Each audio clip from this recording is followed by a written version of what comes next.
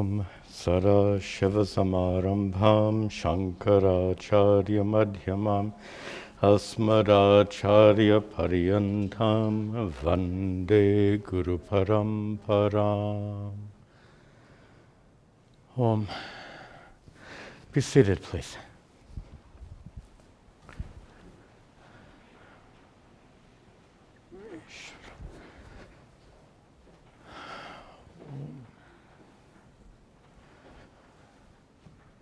Om.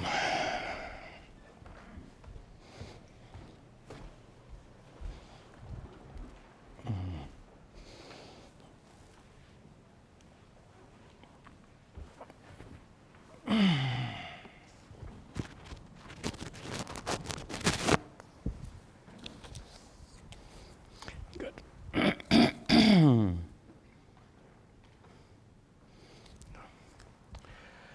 Om Sahana Vavatu Sahano Bhunaktu Sahavidyan Karava Vahai Tejasvinavadhitamastu ma vidvishavahai. Om Shanti Shanti Shanti. Om. Good. Welcome to you all. We begin our study of Chapter 10 today. Also welcome to all of our students watching online. Glad you could all join us. I'll give a proper introduction in just a few moments, but Vibhuti Yoga is the title of the chapter. Vibhuti usually translated as glories, the glories of God, the glories of Ishvara. We'll begin with some chanting. As always, please read. Oh, thank you. I keep forgetting to do that. Good. Please read the translation as I'm chanting, and then repeat after me.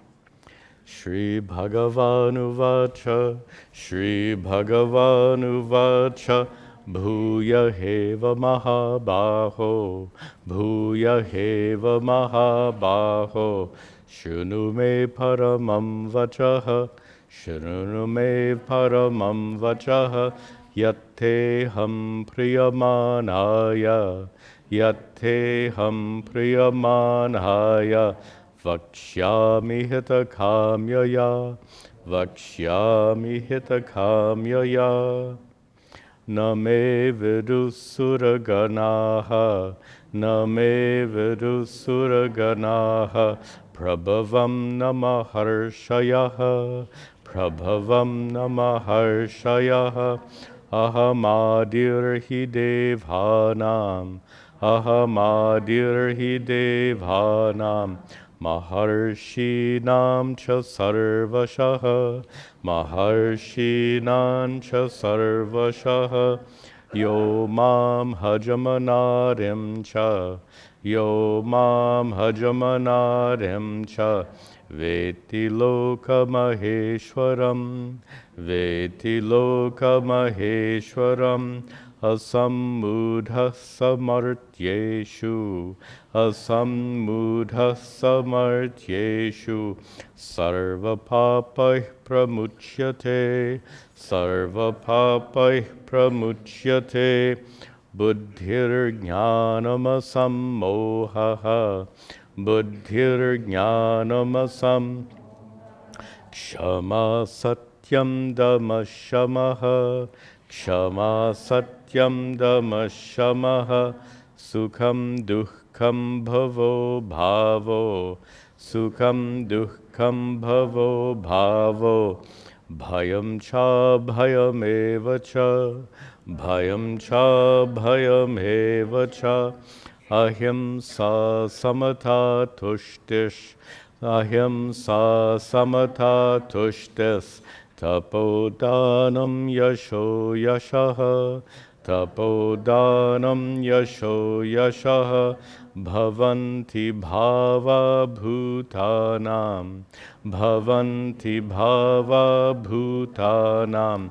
Mattaheva pratakvidhaha, Mattaheva pratak vidhaha Maharshaya sapta purve Maharshaya sapta purve Chatvaro manavasthatha Saptvaro manavasthatha Madbhava manasa jata Madbhava manasa jata Yesham lokahimah prajaha Yesham lokahimah prajaha.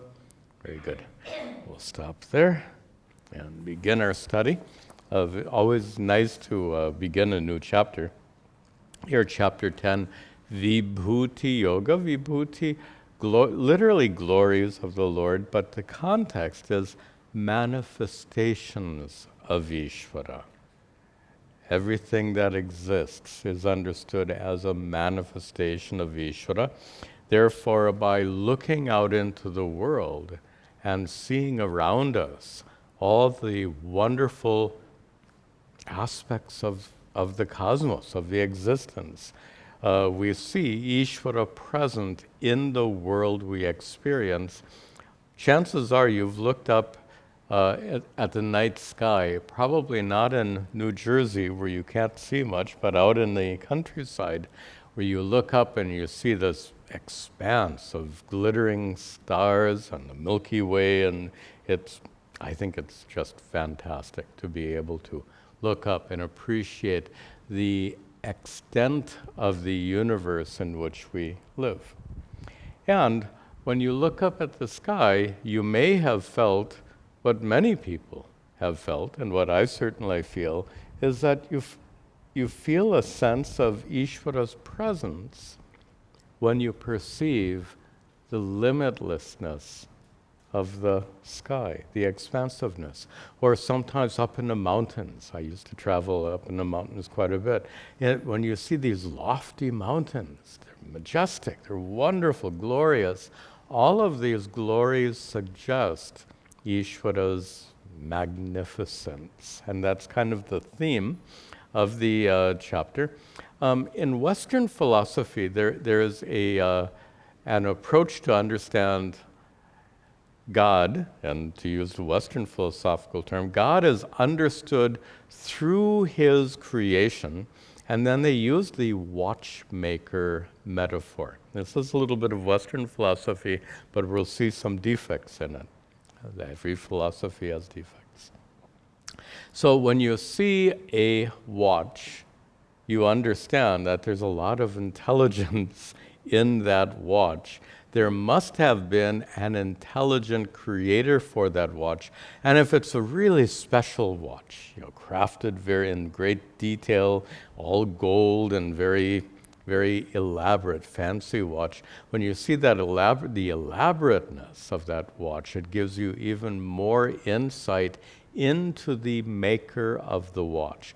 By knowing the watch, you know something of the watchmaker. This is a metaphor. By knowing the watch, you know something of the watchmaker.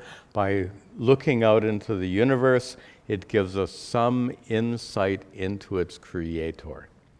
But with a capital B, in modern times, we know very well that the universe evolved. There was no watchmaker deciding, I'm going to put the earth here, I'm going to put the moon going around it, and on that earth I'm going to put some continents, and on those continents I'm going to put some trees, and amongst those trees I'm going to put these little creatures.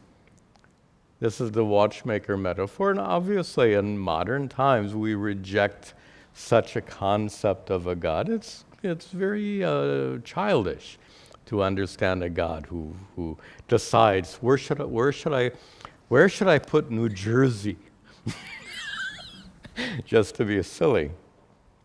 So the Ishvara we understand is not involved in all these details, or to use a term I used long ago, Ishvara is not a micromanager. How's that? But rather puts the universe into motion in two ways. So the watchmaker metaphor we reject because the universe was not crafted like a watch, but there are other defects to it as well. One is the watch is separate from the watchmaker, obviously. Our understanding of Ishvara is one from whom the world is not separate. Remember a dream metaphor? So based on that dream metaphor, you create a dream in your mind, a dream world in your mind. That dream world is made of you, that dream world is non-separate from you. In the same way, this is how we understand Ishvara. Not through a watchmaker analogy, but through a dream analogy. This world is non-separate from Ishvara.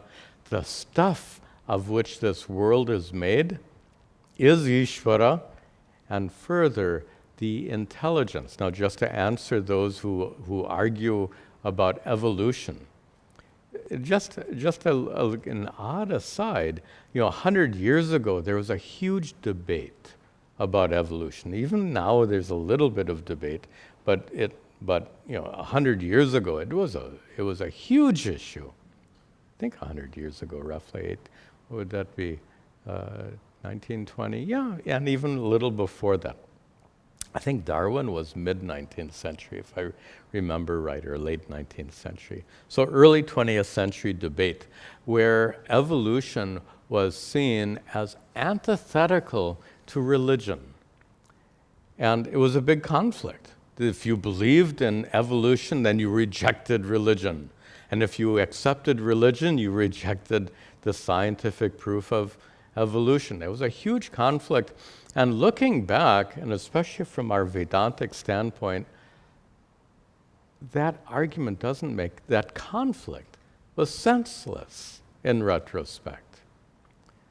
Because if you don't look upon Ishvara as a micromanager, as a watchmaker, if you look upon Ishvara as the one who set the universe in motion,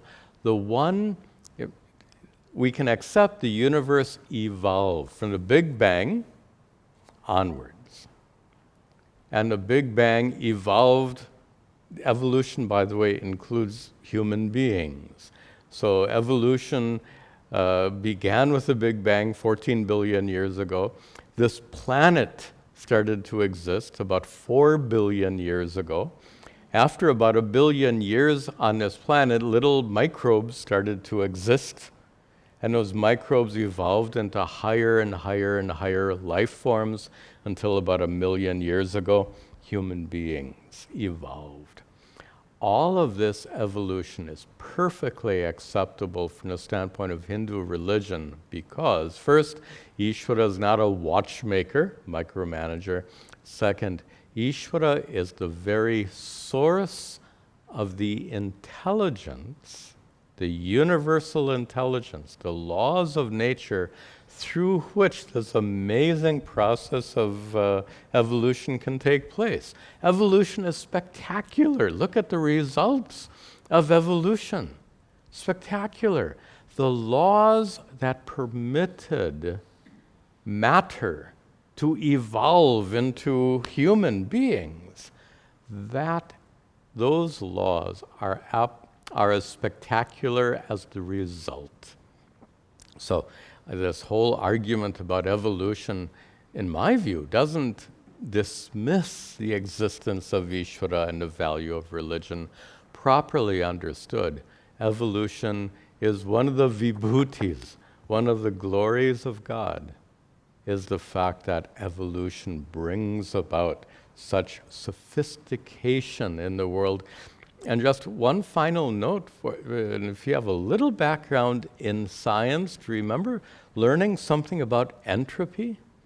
Entropy is the nature of things to become more simple, to fall apart, as it were. Anything put together falls apart according to the nature of entropy. Entropy is why your cup of tea gets cold. The heat energy goes out. Everything dissipates.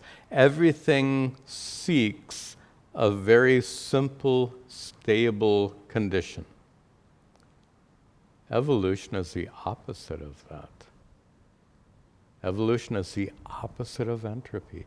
Entropy is such a fundamental law of nature, and yet evolution is powerful enough to go contrary to entropy and create these amazing, sophisticated, natural events, including human beings. Anyway, evolution is one of the vibhutis. If Darwin had lived thousands of years ago, entropy would have been identified in this chapter as one of the glories of Ishvara. Anyway, let's see the glories, the vibhutis that Sri Krishna mentions here. Shri Bhagavan Uvacha, Shri Bhagavan Uvacha, Bhuya Heva Mahabaho, Bhuya Heva Mahabaho, Shunu Me Paramam Vachaha, Shunu Me Paramam Vachaha, Yatte Ham Priyamanhaya, Yatte Ham Priyamanhaya, Vakshyami hita kamyaya, Vakshyami hita kamya. Mahabaho, O mighty armed Arjuna, Bhuyaha eva, once again, Shrinu, listen.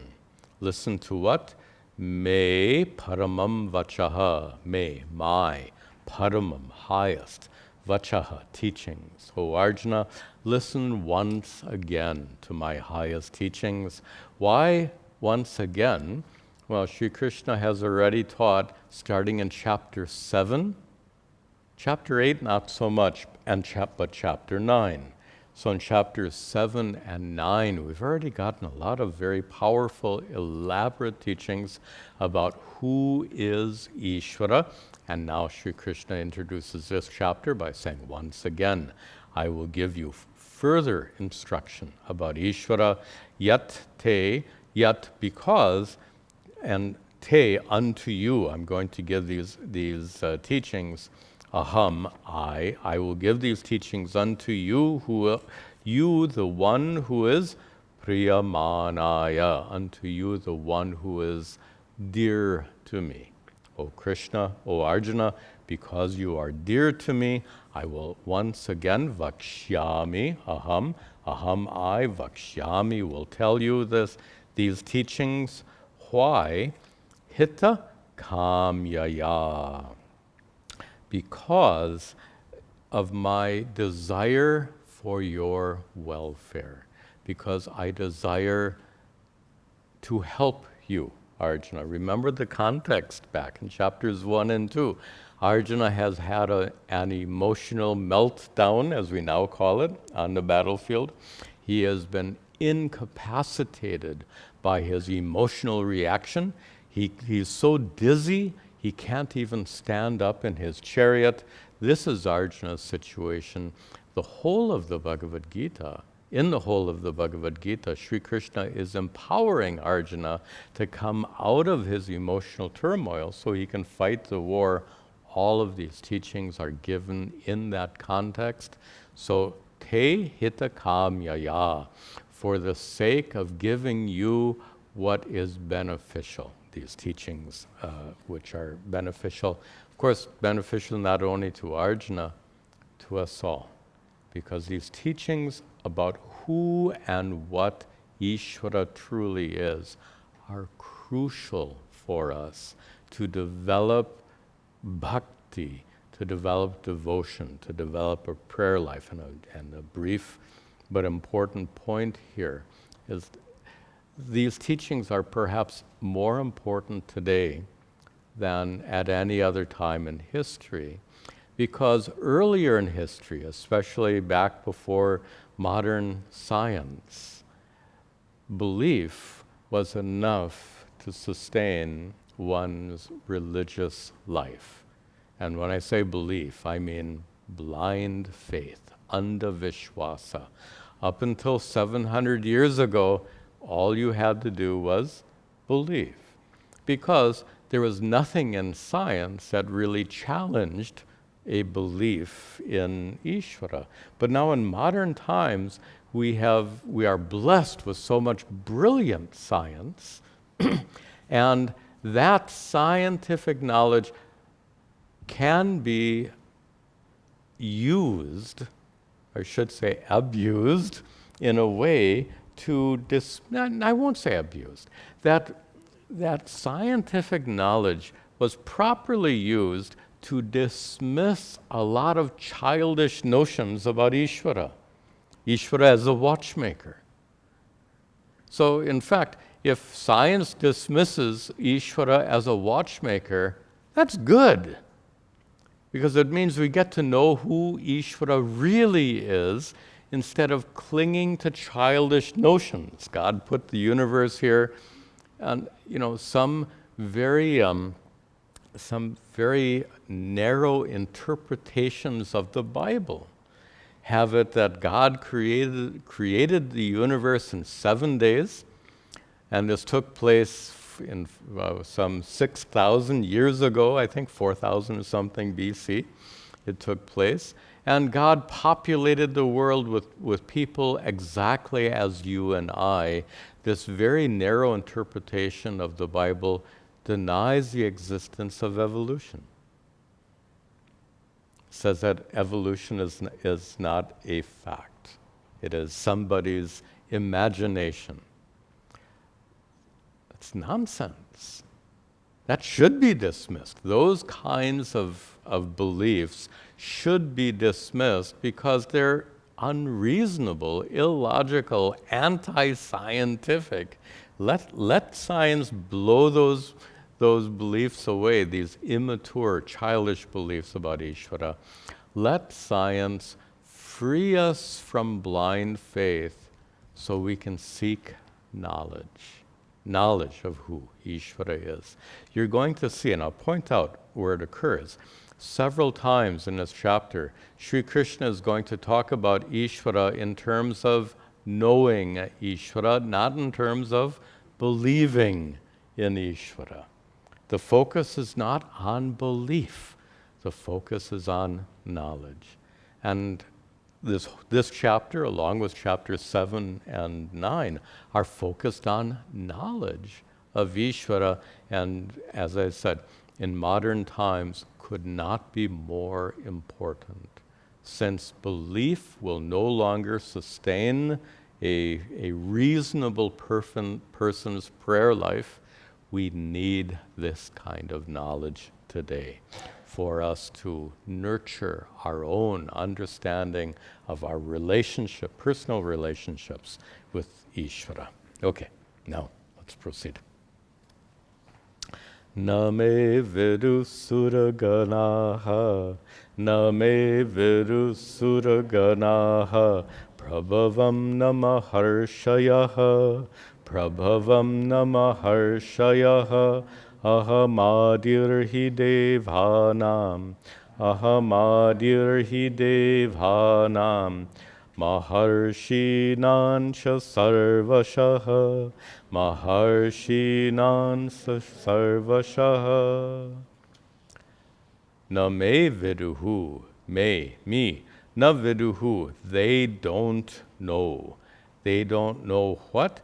They don't know me, prabhavam, my origin.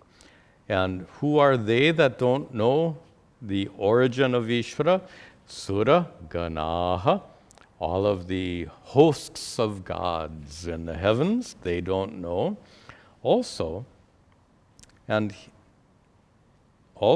Maharshayaha, the great rishis. So the great rishis, the great sages, and all of the gods in heaven, naviduhu, they do not know me prabhavam. Now, that word prabhavam seems ordinary, but it's tricky. Because normally you take it as origin. That's the most common understanding, prabhavam, origin, birth. But to say that they don't know Ishvara's birth is kind of silly, because Ishvara didn't get born in the first place. If I ask you, do you know this is to use Puja Swamiji's, my guru's words, do you know Gagabugai? What? Gagabugai is a nonsense word he made up. There's nothing to be known. So asking you to say they don't know Gagabugai, of course they don't know Gagabugai. Here, they don't know me prabhavam, my origin. Same thing. There was no origin, there was nothing to be known. Since that is so, since translating prabhavam as origin is kind of a weak interpretation, our commentator, Madhusudana Saraswati, gives two other meanings. This is what scholars do. If one meaning doesn't work, go for another. So one meaning he gives is Prabhu Shakti, the power of God, lordship, majesty. Prabhavam can mean majesty, absolutely. So they don't know my majesty. And he gives one more word, consistent with this chapter. He says prabhavam means vibhavam, manifestations. Also, that prefix pra can give rise to all of these meanings. So all three of them are meaningful. To say that the gods don't know Sri Krishna's origin is meaningful, because Sri Krishna didn't have an origin. To say that the gods and rishis didn't know and when Sri Krishna, by the way, remember from prior chapters, when Sri Krishna says me in this chapter, he's not referring to himself as Arjuna's charioteer. We've discussed this before. He's referring to himself in the first person as Ishvara. So when he says, me prabhavaha, my birth, he's not talking about when he was born of Devaki. He's talking about Ishvara. Ishvara has no birth, therefore the gods and sages don't know. But the other interpretations, according to Madhusudana, the gods and sages don't know Ishvara's Prabhu Shakti, his power, his might, his majesty, nor do they know his vibhava, his glorious manifestations. And this chapter is about his glorious manifestations. So he continues, Sri Krishna continues, aham, he, indeed, aham, I am the adihi. I am the beginning, I am the source or origin, devanam, of those devas, Maharshinancha, and of the Maharshis. So the devas, the gods and sages who don't know Krishna, Ishvara's origin, here Krishna says, I am their origin. They don't know my origin because I am their origin. I came first. Now when we say I came first, not in a sense of time. We just said, unborn, uncreated. And the next verse is going to say exactly that, unborn, uncreated.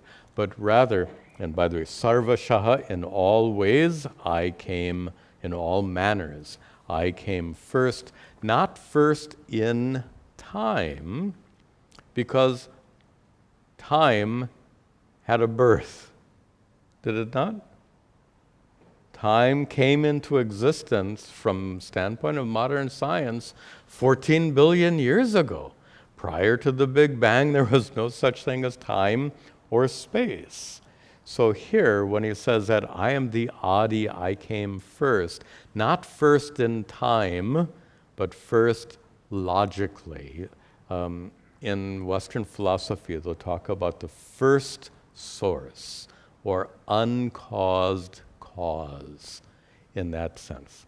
So Ishvara logically precedes all that exists.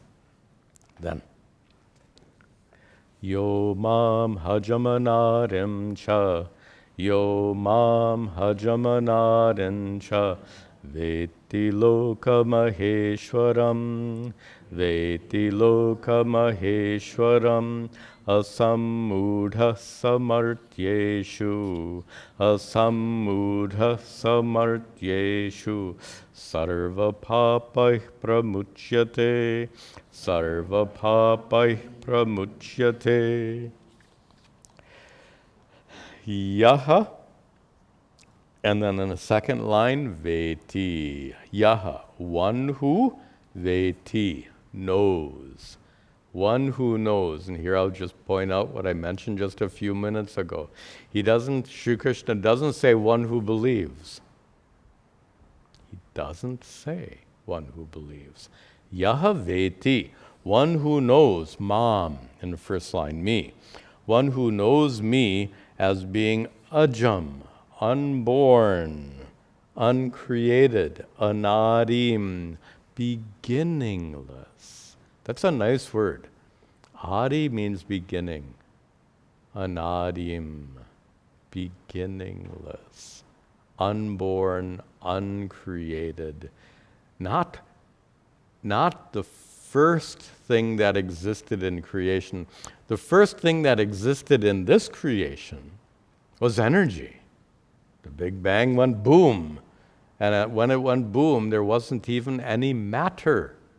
There was only energy. That energy gradually condensed, as it were, into forms of mass that we know. So in the beginning, there was not even energy and matter, this anadim, beginningless. Ishvara yaha veti, one who knows, mam, me, as being ajam, unborn, uncreated, anadim, beginningless, one who knows me as loka maheshwaram, as the great Lord of the cosmos, one who knows me as such. In the third line, saha, that person is asamudhaha. That person is freed from, literally freed from delusion. That person is freed from ignorance. That person is free from ignorance, and free from ignorance in the narrow sense, freed from ignorance about who and what is Ishvara, but in a broader sense, freed from the fundamental ignorance that prevents you from being enlightened. Both of these meanings are present. So one, instead of saying freed from ignorance, we can turn it around positive. One who knows. One who knows who and what Ishvara truly is. And further, one who is enlightened. One who knows the reality of Ishvara. One who knows the underlying reality because of which the world exists. One who knows the underlying reality because of which you exist. So that person who is asamudhaha, who is enlightened, martyeshu, among all people, that person pramuchyate, is freed, sarva papaihi, that person is freed from sin. Now we need to take a moment and understand, what does it mean to be free from sin? There's a simple way of taking this and then a more nuanced way. The simple way is, when you're enlightened, then you're free from worldly suffering. Worldly suffering, which is, according to the doctrine of karma, worldly suffering is a result of ignorance. Why is worldly suffering the result of ignorance? You got reborn because you weren't enlightened in your last life, right? This is how we understand the doctrine of reincarnation and karma. Because you weren't enlightened in your past life, you got reborn. To use other language, because you were ignorant in your last life, you got reborn into this life, which includes suffering. So one who is enlightened is free from sin and its effects of being born into a world of suffering. But here's a more subtle meaning here, and something that might be underappreciated in the Hindu tradition. To be freed, notice the context is, knowledge frees you from sin. That's what he says. Yaha veti mam, one who knows me, sarva papaihi pramuchyate, is freed from sin. One who knows is free from sin, suggesting that knowledge frees you from sin. Now, that's a very intriguing statement. Knowledge frees you from sin. How does knowledge free you from sin? And this is the bottom line here. Very important point. Again, underappreciated point. And that is, from the Hindu worldview, the cause for all sinful behavior, all adharmic behavior, the root cause is ignorance. Not a force of evil.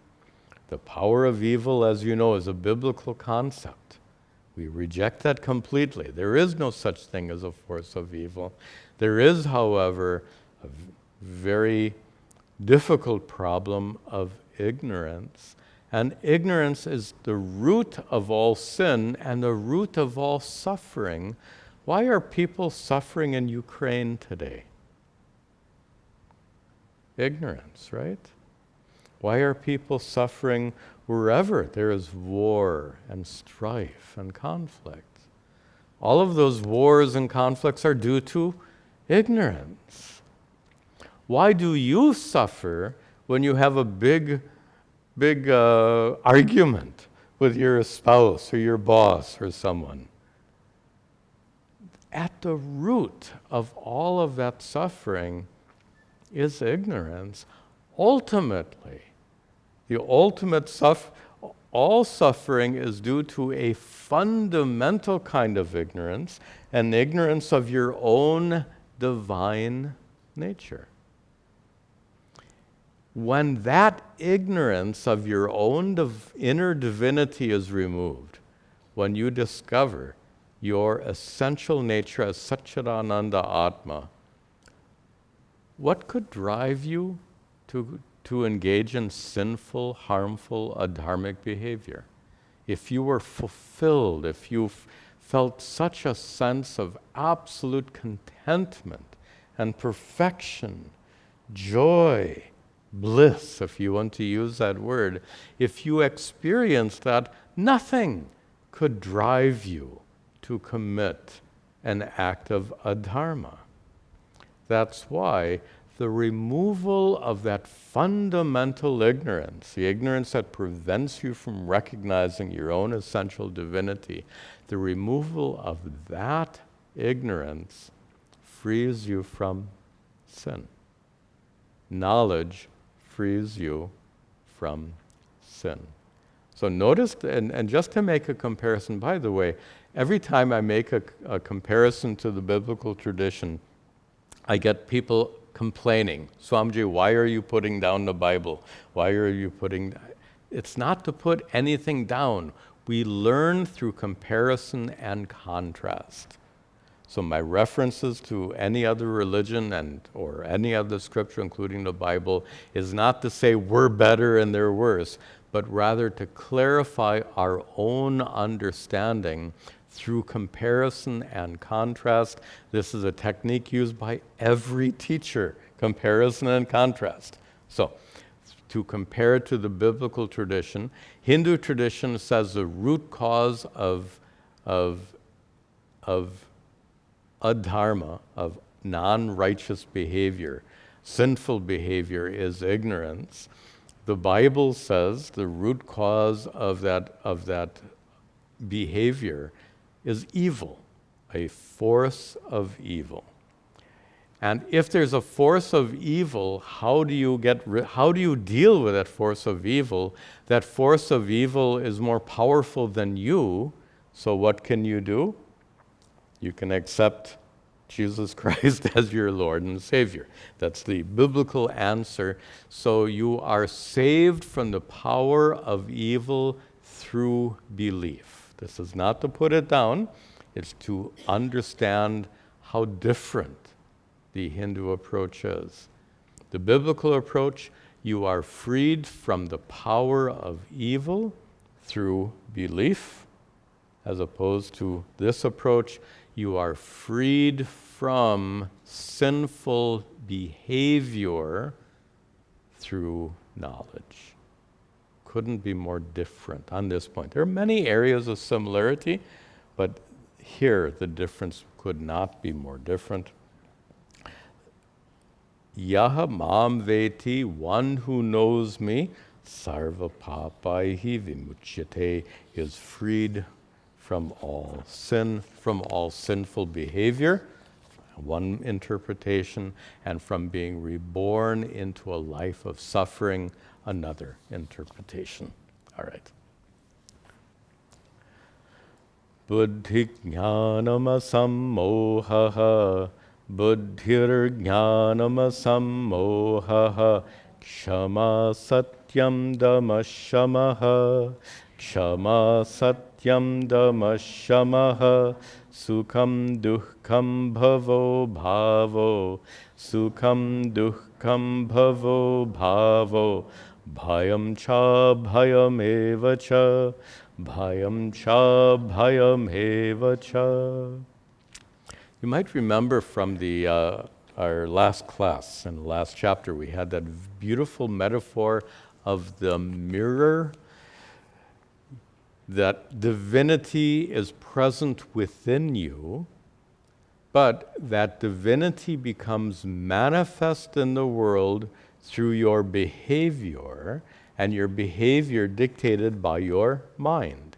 If your mind is very pure, this is a metaphor we saw in the last class. When your mind is very pure, like a clean mirror reflects very brilliantly, in the same way a mind freed from impurities allows the divinity within you to be manifest very completely. What a beautiful metaphor. We saw that in a prior class. Just like a mirror, when your mind is freed from impurities, the divinity within you shines forth very brightly, as it were. Of course, the impurity we're talking about is ignorance. When your mind is cleansed of the impurity of ignorance, then your mind brilliantly reflects that inner divinity. And Sri Krishna in the first half is talking about that manifestation. The manifestation of Ishvara. Actually, the verses 4 and 5 form one long sentence. So I have to give you the preview of the end of it, and the end of it is that all this comes from me.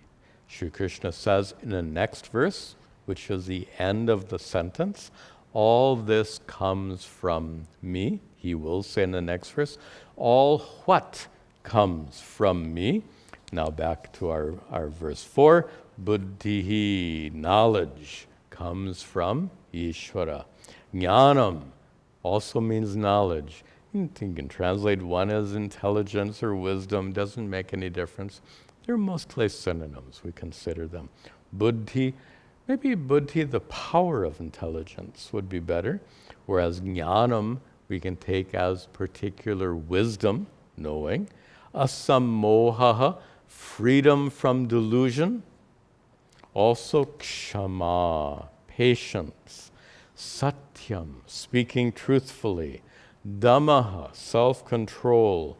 Shamaha, tranquility of your mind. These are all wonderful qualities that shine forth when your mind, like a mirror, is cleansed of the impurity of impurity, cleansed from the impurity of ignorance, All these shine forth, and they shine forth from where?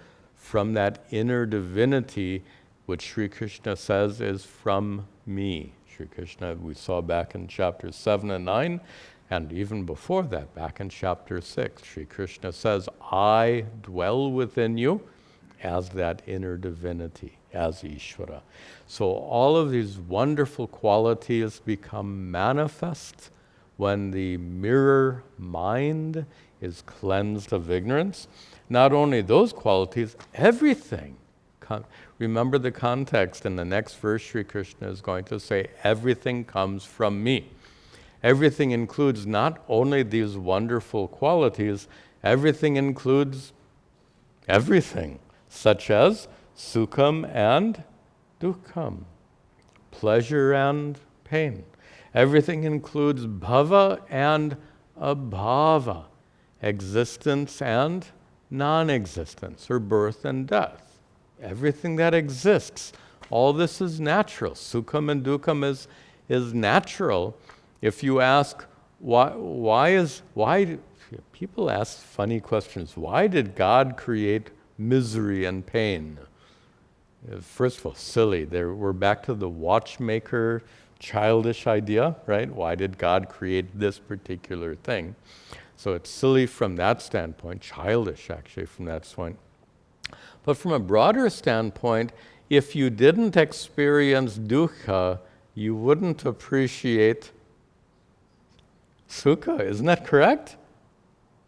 If you didn't if you never suffered in your life, you wouldn't appreciate joy.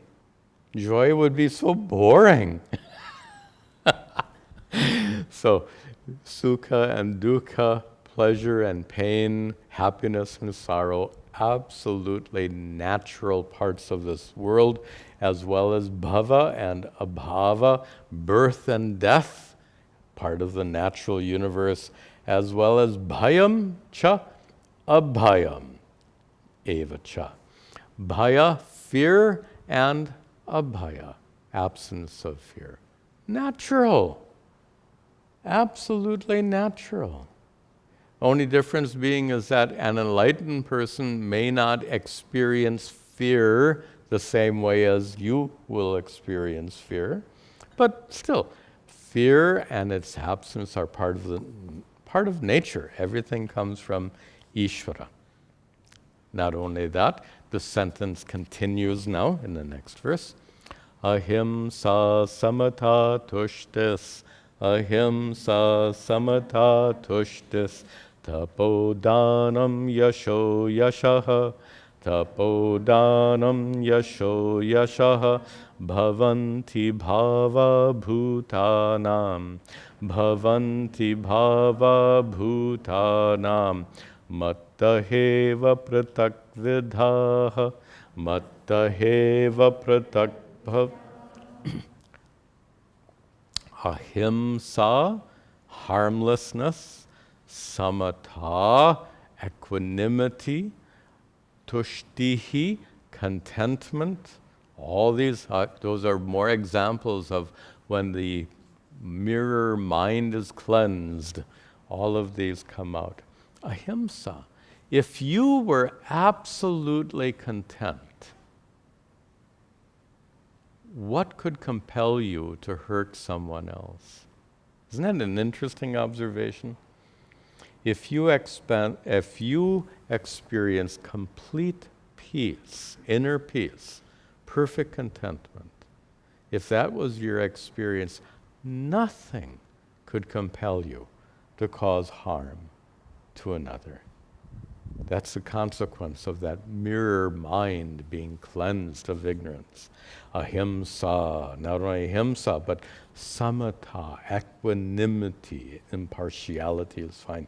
Tushtihi, contentment, all of this is present, manifest from the divinity within when the mirror mind is cleansed. Also tapas, austerity, dhanam, charity, these are qualities. Yashaha, fame, but notice he includes ayashaha, infamy. Fame and infamy, not of the same person. So everything in the world is a manifestation. Someone who does great things gains fame. Someone who does horrible things gains infamy. Natural. All that exists in nature is a manifestation of Ishvara. That's kind of the blueprint for this entire chapter, and that's what he says in the next line. So, bhava, in a second word, bhavaha. These existences. And the last word, pratak vidhaha, various kinds. Pratak vidhaha, all of these separate and various bhavaha, kinds of existence, manifestations, all of these manifestations, bhavanti, they exist, they come into existence, bhutanam, for all creatures, for all beings. All of these attributes arise from where? Matta, mattaha, breaking the words apart. Mattaha eva, mattaha means from me. All of these arise from me alone. Again, me is not Arjuna's charioteer. Me is the God of the cosmos. All that exists in nature comes, originates from me alone. And this is our understanding of Ishvara. Just in summation, Ishvara is the source of all that exists in two ways.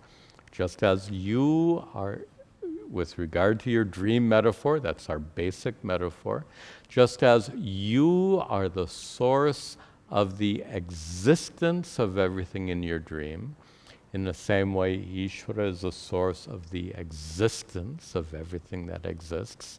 And just as you are the source of the intelligent nature of whatever you dream. Notice your dreams are not random things flying around through the sky. Your dreams are highly organized, based on your memories, based on your intelligence. So too, this world is not composed of random particles bouncing around. The world, the cosmos, is exceedingly intelligent. The source of that intelligence is Ishvara. So our fundamental understanding of Ishvara, Ishvara is the source of the existence and the intelligence of the universe. What a simple definition. In Sanskrit, upadana karana, material cause, and nimitta karana, the knowledge, the intelligent cause. If you're not familiar with those terminologies, don't worry about it. Ishvara is the source of the stuff and intelligence because of which everything in the universe exists. All right. Maharshaya sapta purve, Maharshaya sapta purve, Chatvaro manavastata, Chatvaro manavastata, Madbhava manasa jata, Madbhava manasa jata, Yesham lokahima prajaha, Yesham lokahima prajaha.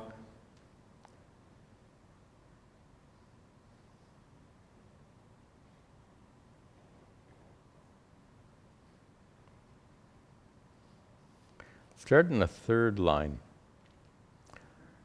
Madbhavaha. Those that exist because of me. Manasa jataha. Born of my mind. They exist because of me. They are born of my mind. What we just said. Madbhavaha. Ishvara gives existence to the universe. Manasa, from the mind, jata, born of the mind, means Ishvara is the source of the intelligence of the universe. So all that exists exists because of Ishvara grants it existence and intelligence. Who is it that exists? Now go up to the top of the verse. Maharshayaha sapta, the 7 great rishis. And if you ask which are the 7 great rishis, there are several answers because there are several lists of 7, not just one. There are at least 2 lists of 7. Generally, they include sages like Atri, like Bhrigu, and Vasishta.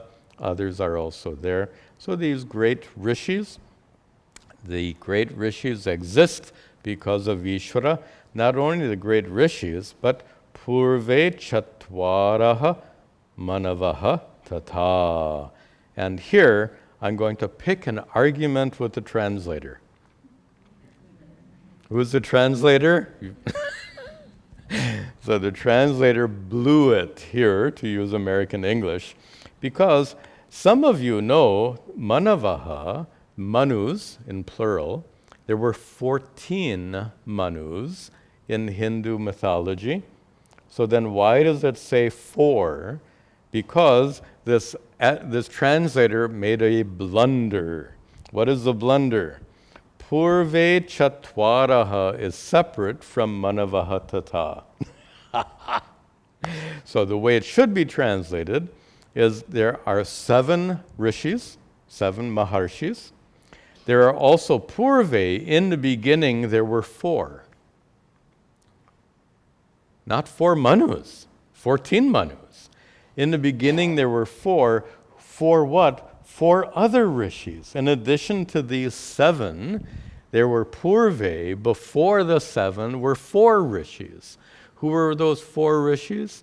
Sanaka, Sanandana, Sanatana, and Sanat Sujata, the 4 mind-born sons of Brahma, the first 4 rishis. And then in addition to them, there are also the 4 Tata, there's also Manavaha, the 14 Manus. So our translator here gets a D- for this translation. By the way, that shows the problem of translating without a commentary. Because when I prepared these slides, apparently I wasn't referencing Shankara's or Madhusudana's commentary like I should have been. I was just trying to give my goal was a flowing translation. Sometimes commentaries bog you down in details, so I chose not to reference the translation, but you see the errors that creep in when you don't use a commentary. Anyway, there are not 4 progenitors, there are 14 manus and 4 rishis, Sanaka, etc., and the 7 rishis. So all of these are madbhavaha. All of these exist because of me, Sri Krishna says. All of these are jataha, born, manasaha, from my mind. And yesham, and from them, imaha prajaha, loke imaha, breaking the words apart. And from them arose imaha prajaha, all of these people, loke, in the world, all the people in the world came from them. So he's setting up a sequence here. So from Ishvara came the 7 rishis, the 4 rishis who came before them, and the 14 manus. Manu, progenitors, the one from whom the human race came forth. So from Ishvara comes the rishis and the manus, and from the rishis and the manus come everyone else. We're seeing a lineage set up. By the way, the metaphor would be like if you dream, and you dream of a mother giving birth. So you dream the mother into existence, and the dream mother gives birth. See the metaphor? You dream the mother into existence, and the dream mother gives birth. Ishvara dreams, as it were. This is not, we said several times, this world is not a dream, it's a metaphor.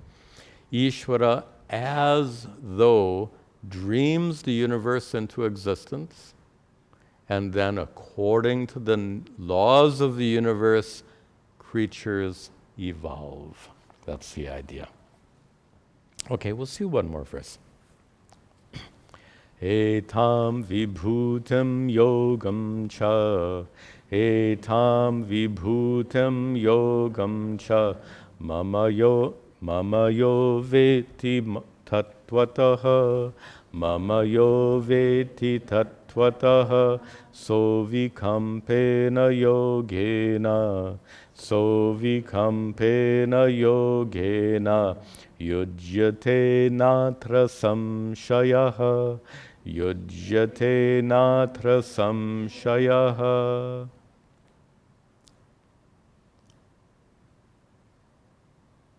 Etam vibhutam yogam mama.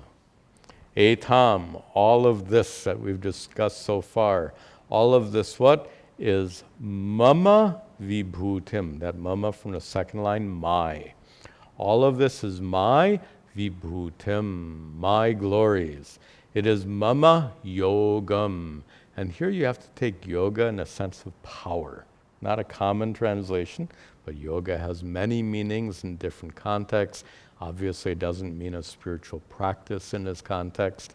So, mama vibhuti, my glory, mama yoga, my power.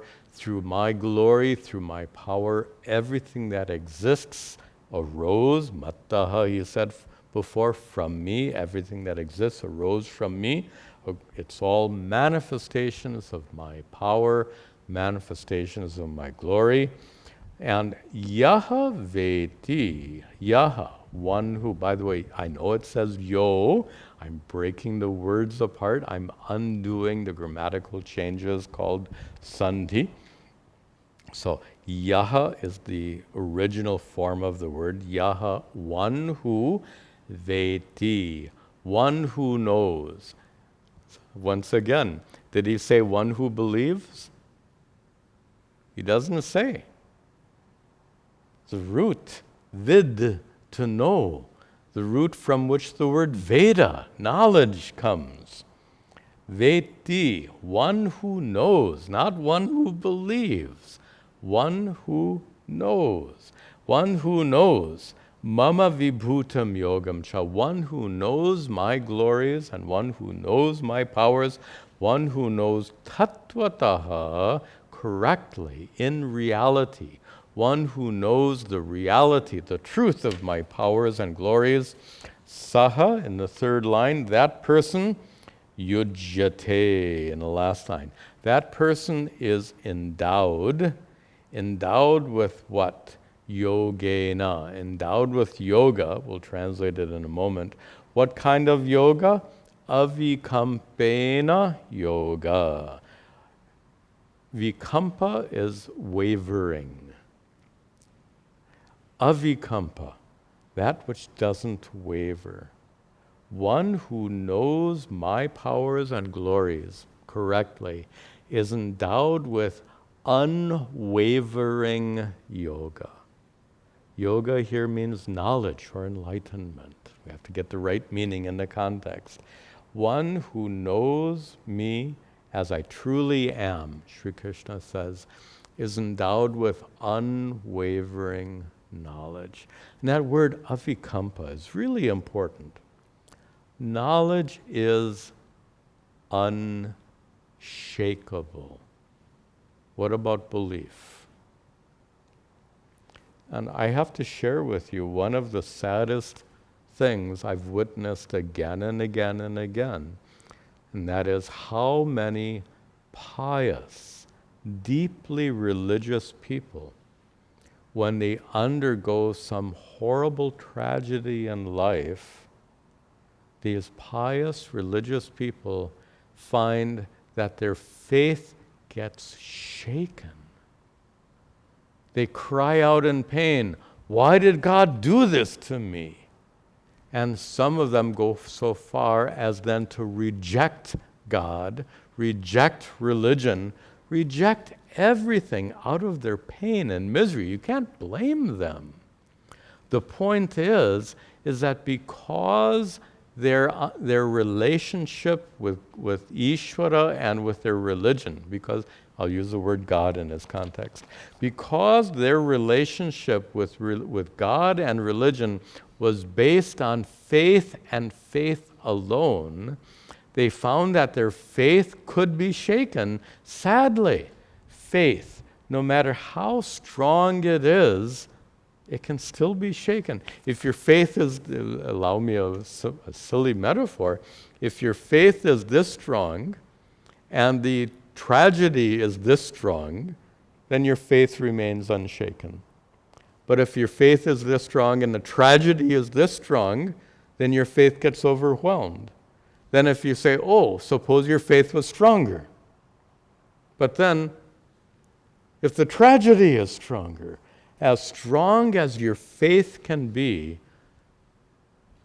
the tragedies we encounter in life can be stronger than our faith, no matter how strong that faith is.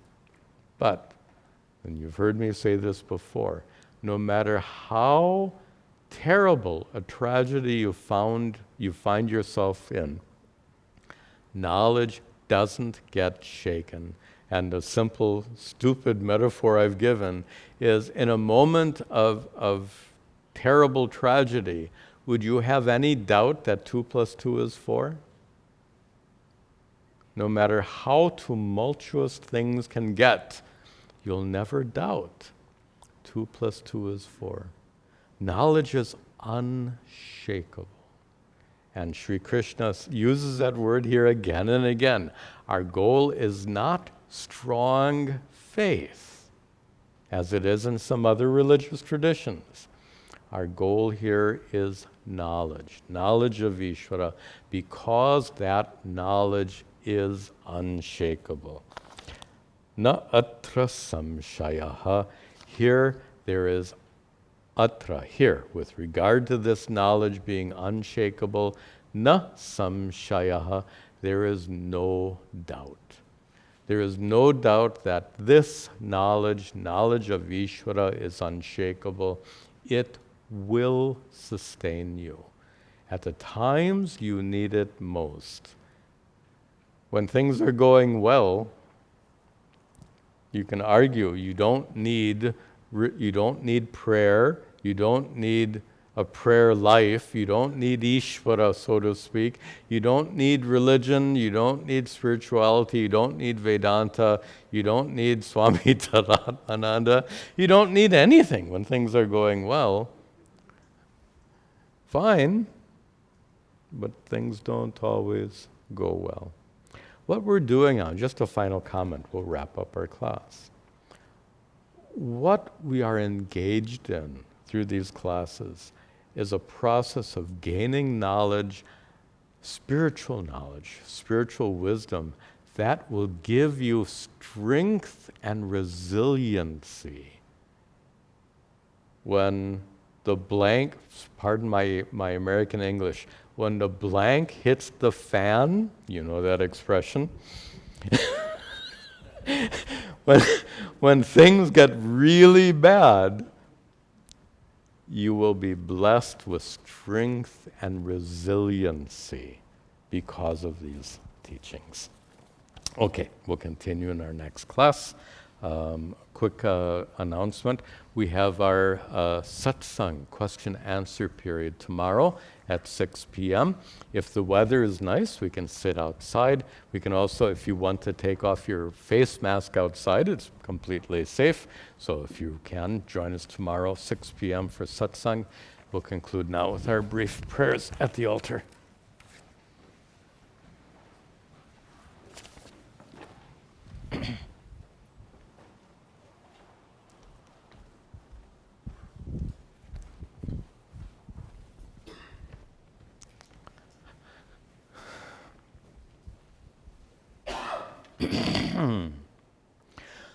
Om Gananahan Tva Ganapatigam Avamahe Kaving Gavinamupamashravastamam Jeshtarajam Brahmanam Brahmanaspatahana Shrinvan Utabisira Saranam Om Mahaganapataye Namaha Ishvaro Gururhatmeti Murti Bheda Vibhagine Vyomavad Vyapta Dehaya Dakshina Murtaye Namaha Vasudeva Sutam Devam Kamsachanuramardanam Devaki Paramhanandam Krishnam Vande Jagadgurum Om Sarve Bhavantu Sukhinaha Sarve santu niramayaha. Sarve bhadrani pashyantu. Ma kaschid dukkha bhag bhavet. Asato ma sadgamaya. Tamaso ma jyotirgamaya. Mrityor ma amritangamaya.